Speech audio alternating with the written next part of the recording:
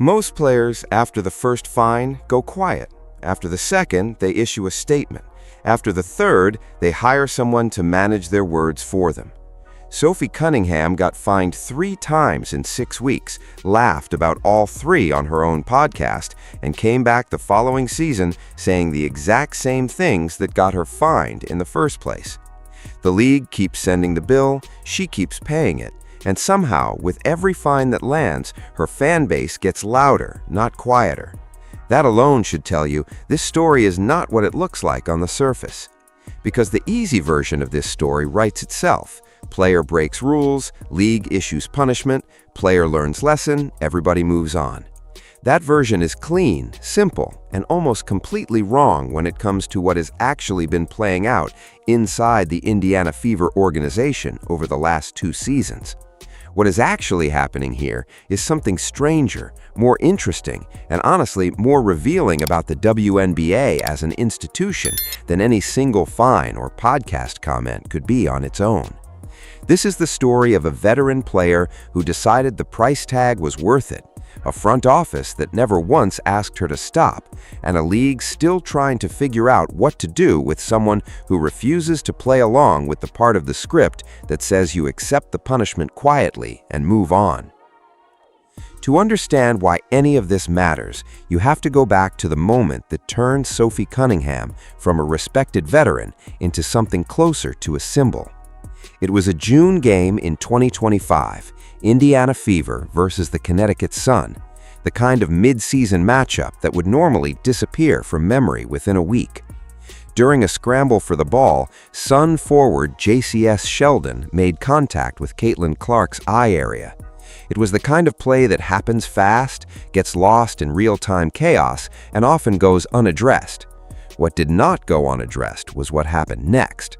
On a later possession, Cunningham fouled Sheldon, hard, under the basket, the kind of foul that does not require a press conference to explain what it meant.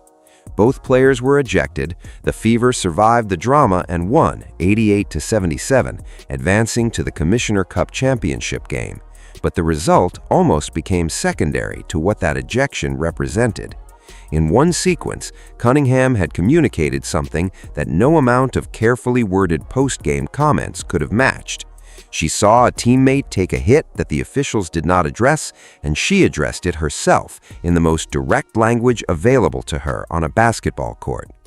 That moment built a level of goodwill with Fever fans that followed her for the rest of the season and well into the next. She was not the most decorated player on the roster. She was not the one the cameras followed down the tunnel, but she was the one who answered when nobody else did. And that is the kind of thing fans remember long after the box score is forgotten. What makes that moment the foundation of everything that came after is not just what she did, it is the consistency it revealed. Because the same instinct that pulled her toward Sheldon on that possession, the refusal to watch something happen and say nothing, is the exact same instinct that would eventually cost her $500, then $1,500, then an undisclosed third amount, all in the span of roughly 6 weeks. The first fine arrived in July of 2025, and it came from the direction nobody quite expected.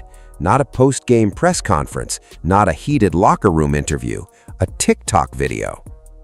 Cunningham posted a clip of herself lip-syncing to a pointed line directed at WNBA officials. It was sharp, it was public, and it cost her $500 almost immediately. Most players at that point would have deleted the clip, drafted a quiet apology through their representation, and treated the whole thing as a lesson in social media discipline. Cunningham's response was to go on her podcast and talk about it. That podcast, Show Me Something, had just launched. Its debut episode became the source of the second fine. She used the platform to call officiating inconsistent and to question directly and without much diplomatic cushioning what exactly a $500 fine was supposed to accomplish. The league answered that question by tripling the number. The second fine landed at $1,500. The message from the league office was clear: escalate the rhetoric, escalate the consequence. Cunningham's response to the escalated fine was essentially the same as her response to the first one. She kept talking. The third fine came less than 2 weeks after the second. This time, the trigger was a specific game involving Dallas Wings rookie Paige Bueckers.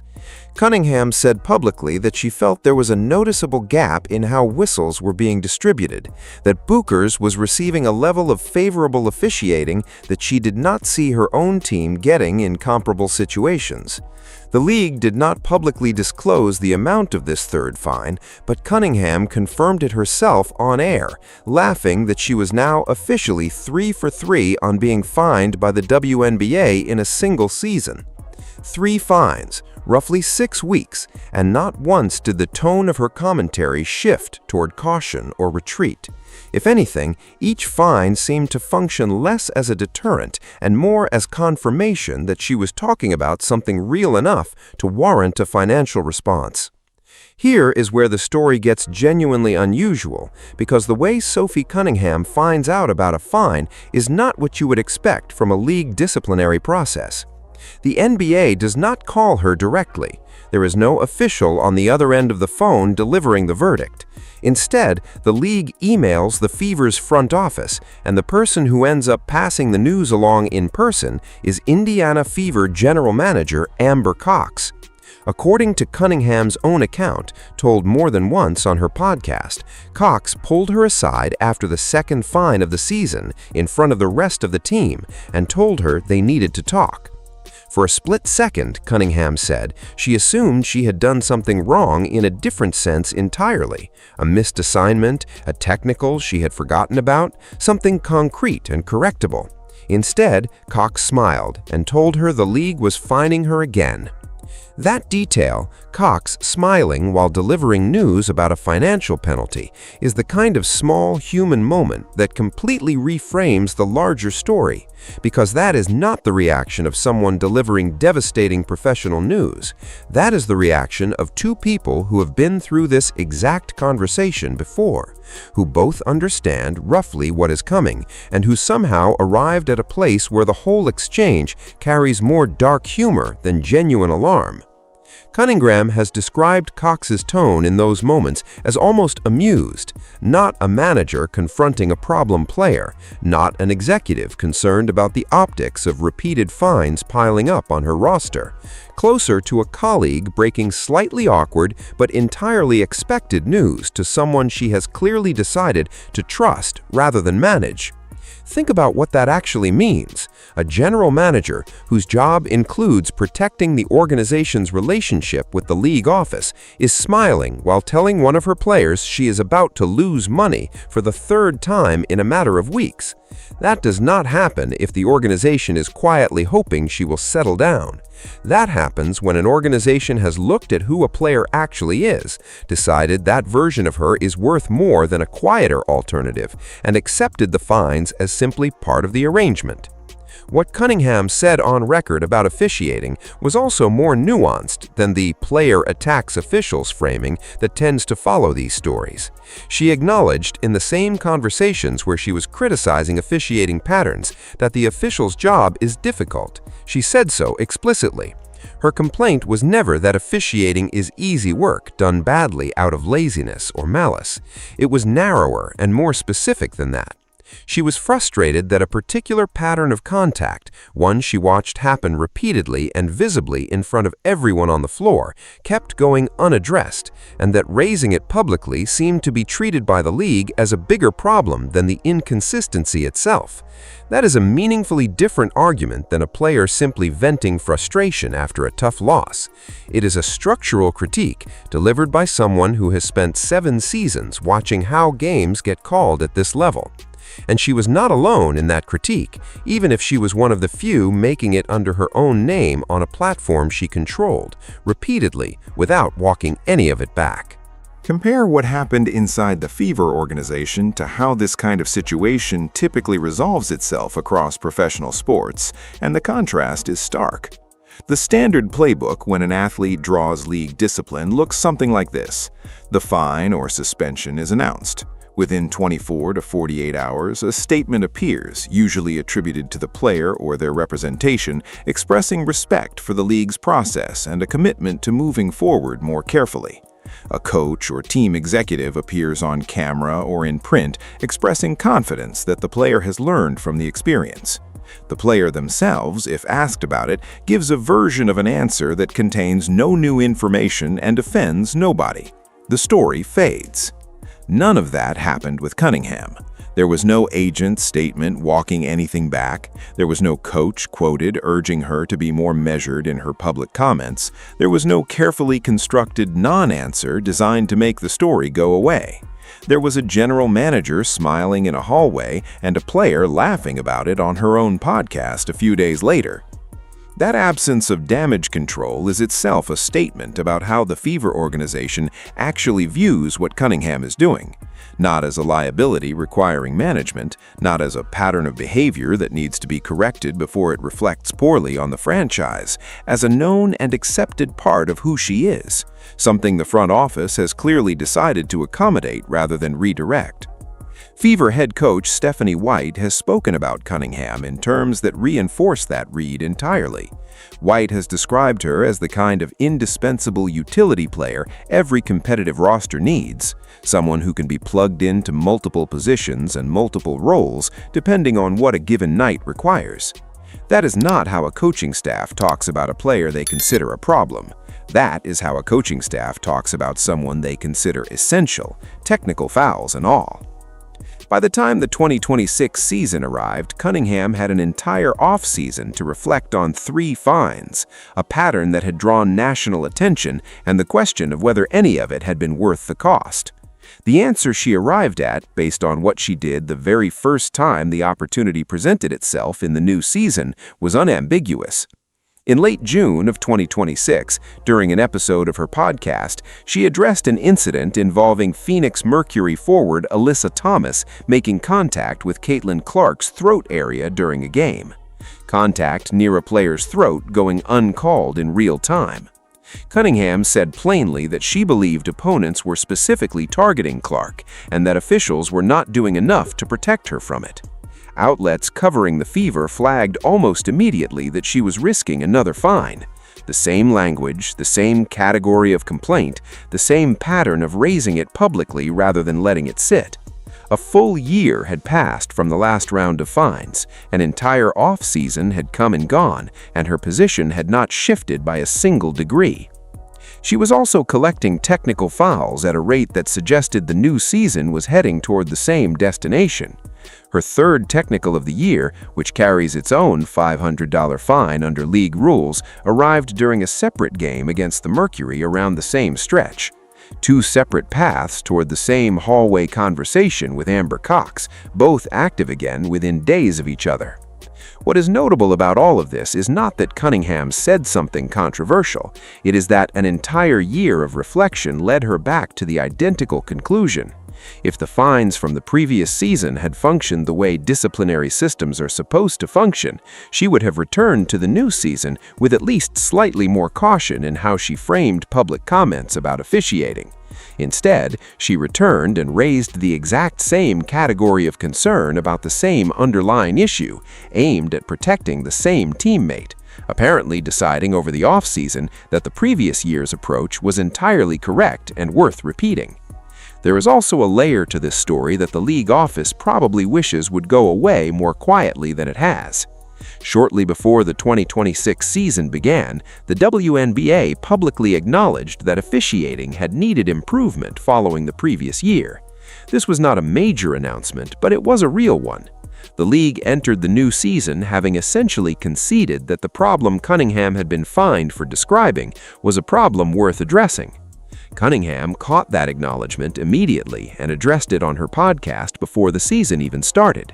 She said, half joking, that the league might owe her a refund on her old fines now that it had admitted the inconsistency she had been penalized for naming. It was delivered with the same dry humor she brings to most of this, but the underlying point was not entirely a joke.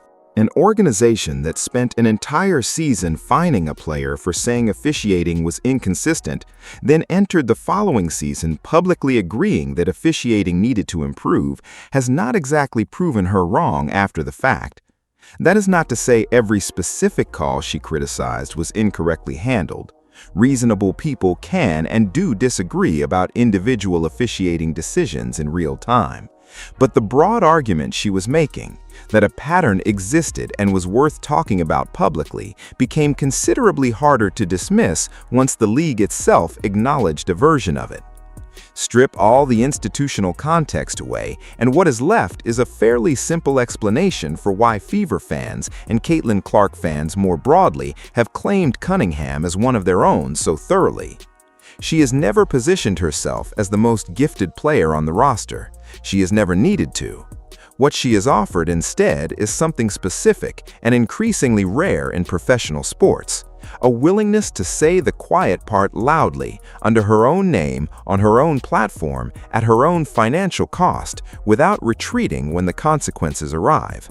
That willingness reads differently than ordinary athlete outspokenness because of how consistently it has been tested. 3 fines in a single season would prompt most players to recalibrate at minimum. A full off-season passed, and Cunningham came back into a new year and raised the same concern the very first time she saw a version of it happen again. Fans do not have to agree with every specific call she has criticized to recognize what that consistency actually represents. Not a player chasing attention or building a brand on manufactured controversy. A player who apparently meant what she said the first time, kept meaning it through the second and third fines, and still meant it 12 months later when the situation presented itself again. The image that has followed this entire story, Cox pulling Cunningham aside with a smile and delivering news neither of them particularly loves, has become something closer to a symbol of how this organization actually operates than any press release or official statement could be.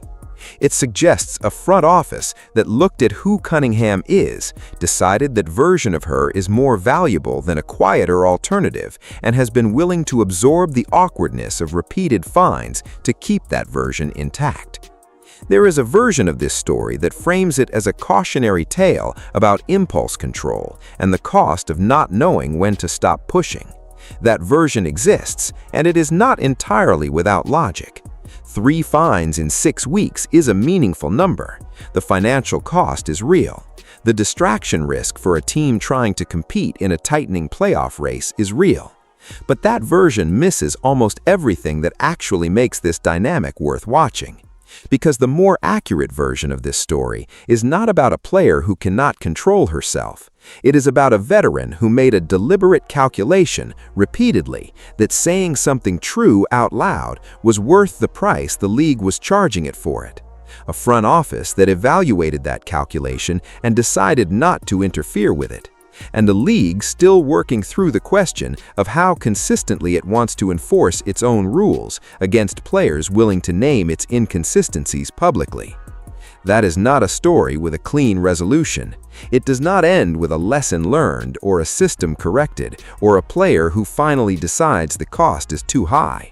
It ends where it is right now, which is mid-sentence, 1 fine at a time. 1 hallway conversation at a time, exactly as it has been since Cunningham first put on a Fever jersey and decided that the role she was going to play on this team was not the quiet veteran who lets the noise pass over her.